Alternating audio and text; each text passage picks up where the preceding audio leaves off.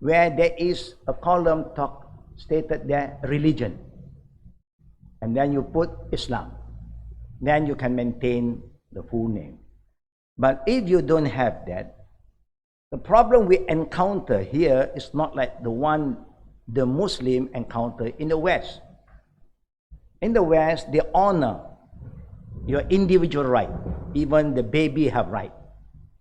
No? Here, even you have your right, but sometimes it becomes politic. Politicking is very strong. When you become a Muslim and you don't change your name, something happened to you. There is no identification document to prove that you are a Muslim. So that's where the family come in and they are fighting for your dead body. We believe as Chinese, majority of them, we want to live happy and die happier. We do not want to live happy, but die, you create more problem. Unrest to have a lot of people, you know. Confusion, we don't want that to happen. It happened in our country, that's why here we have a different scenario. We encourage people to have a Muslim name. You can maintain your family name, but it's good to have a Muslim name. So that you do not confuse others. One, they ask you, what is your name? Fatima, Aisha. Oh, automatically people know that you are Muslim. But if you say Catherine, you know, Cathy, you know, or any name that you normally are used to it, then people have doubts whether you are Muslim or not. So as a Muslim, we do not want to create this kind of doubts. A culture shock, and then it's not good for you and not good for others. Either you're in or you're out. No, they don't like you to always stand in between. Yeah? It's not healthy. Yeah? So that's why the situation may change from time to time. Yeah? And in the Quran, Allah Rabbul Alameen mentioned in Surah 33, chapter 33, verses 5, call them your adopted son, even you have adopted children, by the name of their father, if you know. You are not supposed to abandon your family trees. You are not supposed. Like we Chinese, you have the family name. Yi, Mai is Yi, you are Tan, or you are Hong, and so on. That you can maintain, but put one Muslim name.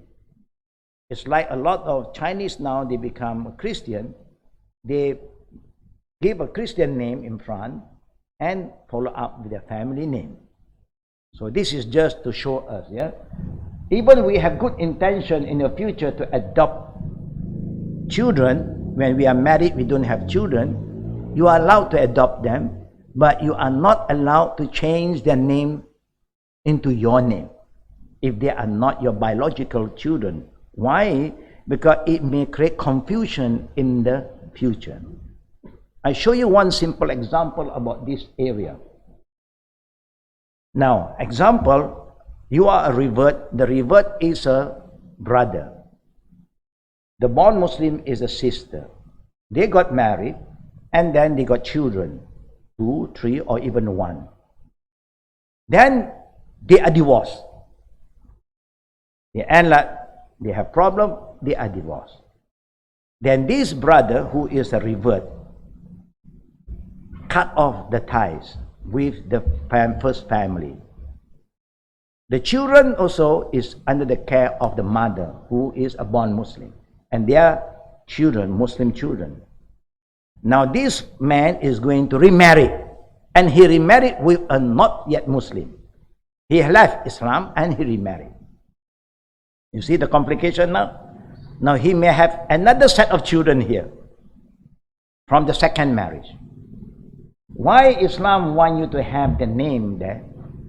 Because we are not talking about the father and the mother now. We are talking about the children in the future. They may accidentally meet each other. And they have no information about their relationship. Now the danger is, if Allah will, something that sometimes it happens, that they get to know each other, they love each other, the instinct is there, they get close to each other, they love each other, they may even get married with each other. You see the problem? You see the confusion we created without we realizing about what is going to happen in the future. That's why Islam always come in and teach us prevention is better than cure. We don't want to create this problem. What is going to happen when you're still alive? Suddenly you realize, oh, this is my my stepson. And how do the girl feel now? This is my brother. I'm in love now. You can love each other as brother and sister, but you cannot stay as husband and wife. This is the issue. Islam is here to prevent. And that's why even you are married, you don't have children, you want to adopt, if you know that these children have a father, you have to call him with the name of the father. Nothing to be ashamed of. Let him know in the future, you are adopted son, but we love you. We are like a father and mother to you. You be open. But a lot of people are very sentimental about this. Oh no, I don't want to tell him the truth. Then what is going to happen? And now he's going to leave me. And I'm so no. I really love him like my. Yeah, you love him like your own son, no problem. But you must remember, he has no right to inherit any of your property if you die. You see, a non-biological children have no right to inherit any property from their parent, adopted parent. But then if you know the situation is like that, then what you should have to prepare yourself, you should give him before you die. Anything. They call hiba, a gift. You transfer everything to his name. You can manage the fund, but it's under his name. Anything happen to you, he is the beneficiary. Khalas. But if you don't do that, he have no right to fight for his right to inherit property from you. If any of the members of the family know that he is not your biological children, they can stop him. If people don't know, then it's a different case. So this is the issue. Number 2, I am uncircumcised, male who just accepted Islam. Do I have to get circumcised? What do you think, brothers? This is for the brother. Sister, is not necessary. For the brother, what do you think?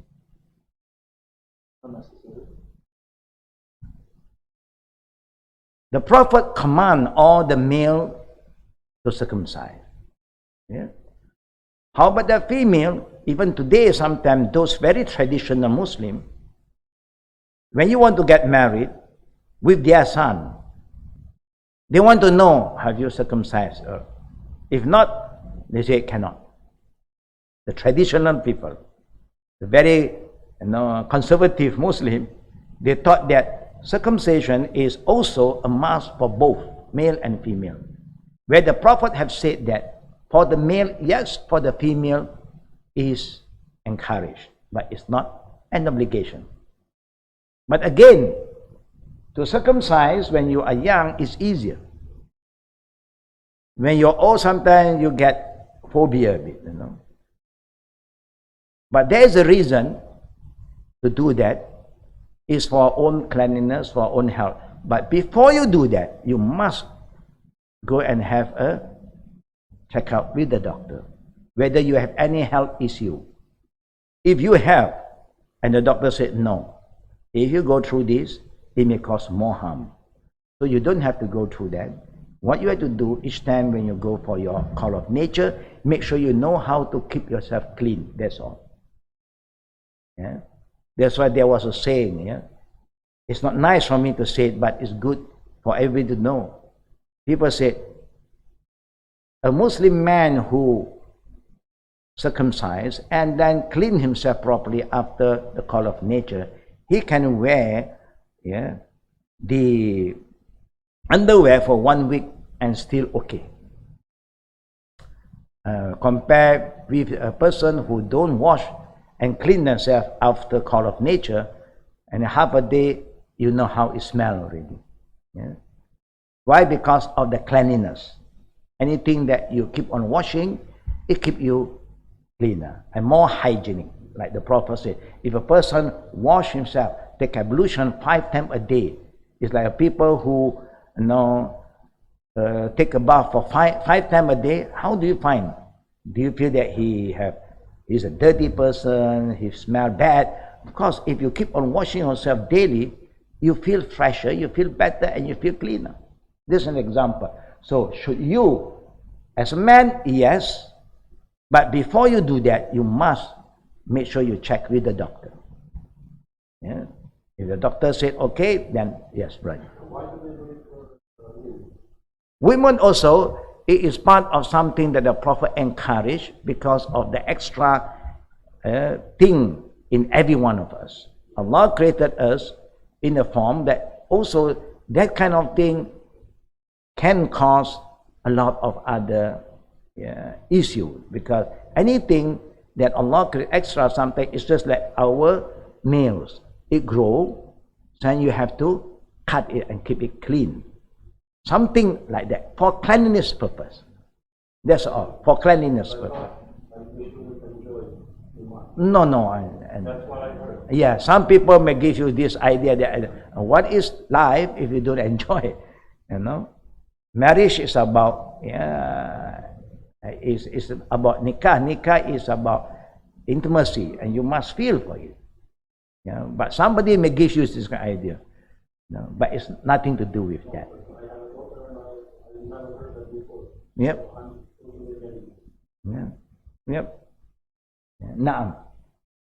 Now, then the third one, do I have to say the testimony shahada in front of anybody? The answer, you do not have to say it in front of anybody, because it's between you and God. But the situation today is, if you don't have any witnesses, nothing written, there is the problem that you are going to face if something happened to you. So we, like what we said, we do not want to create any unrest to anybody. We want everybody to have peace. If I'm so and so, I want people to know who am I. It's easy so that people will know how to treat me according to my religion. Example, if they know that you are Muslim, there is some written, you are hospitalized now, and nobody is there to take care of you except the nurses, and they may feed you everything, and you know that you are Muslim, you don't take haram meat, but they do not know that you are Muslim. So all this is for our own good. It's good to have somebody to bear witness. We have cases here in Malaysia. We are coming back. This is what been said by the people overseas. But in Malaysia, we have cases. People who is a good Muslim brother, a Chinese brother, and he do not want to change his name. Nobody can force him. It's up to you to choose. And then when he died, the family have no idea that he's Muslim. He never informed his family at all. He know how to hide his identity as a Muslim. Then the family will make the arrangement of his burial according to the Chinese way. Then later on, when the Muslim community realized that he had passed away, and then they know that he was buried in the Chinese cemetery, buried, finished already. So they went to the court. Religious authority said, no, he's a Muslim. He's been praying with us. This is the witnesses here. You have 30, 40 witnesses. So they get a warrant. They have to go and dig up the body. No, it's not nice. But it can happen, So why must you create this unnecessary problem? So that's why it's good to have somebody to witness. Show you my simple example. My mom, when she was very sick, we keep on inviting her to be a Muslim. Alhamdulillah, she became a Muslim. She made the Shahada with me. But I have no witnesses. Other witnesses is me with my mother. Then after a while, she passed away. Now, I am the witness because I invite her and she make the shahada in front. So I have the right to perform janazah prayer on her. If there's no witnesses, then nobody will pray janazah prayer for her. If there's a witness, at least I say, yeah, I heard my mother say this. So I will conduct a funeral prayer. Even the body is not in front. We perform here. My mother passed in other cities. So we can do that. But if there's no the funeral prayer for him. It is part of the responsibility of a Muslim to pray for another Muslim. And we have cases about where they are going to be buried. When you don't have document, you cannot fight for that. Because the law says you must show us that he or she is a Muslim. If not, then whoever wants to bury them in any way, let them do it. But the minimum we can do is to perform funeral prayer. Like what happened to the king of Abyssinia, Najas, Najasa, he became a Muslim without the parent and his people knowing, because he's a king there. But Allah informed the Prophet that he became a Muslim. And the Prophet called the companion and performed the funeral prayer for him. When he was buried in Abyssinia, the Prophet was performing a prayer in Medina. And that's where the Salatul Mayat Ghaib, prayer for a dead person who is not in front of you, is allowed with one condition. When you know nobody performed the funeral prayer for him over there, because no one knows. Just an example. We have a last case here in Malaysia. They are friends, very close friends. They are bodyguards to some businessmen. And this bodyguard, they are born Hindus, but now he became a Muslim. Among the friends, they talk about Islam, and then he became a Muslim. Now the family back home in other states have no idea. He is staying here in Kuala Lumpur.